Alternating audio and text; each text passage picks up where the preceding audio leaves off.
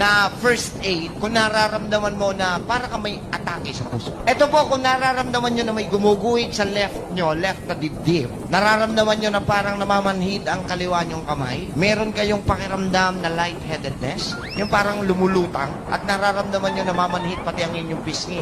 Ito po ay isa sa mga senyales na pwede tayong magkaroon ng cardiac arrest or heart attack. Pwede mo itong gawin, ikaw lang mag-isa, kahit wala kang kasama. Huwag na huwag kayong magpapanik. Dahil pag nagpanik ka, bibilis ang daloy ng dugo, causing you to have a cardiac arrest. Yan, huwag magpanik, relax lang. Ang title nito ay HAKU method. Inhale, exhale lang po siya, nalalagyan po natin ng diin sa ha at saka sa ku. When you inhale, you use the word ha. Ha-ha-ku.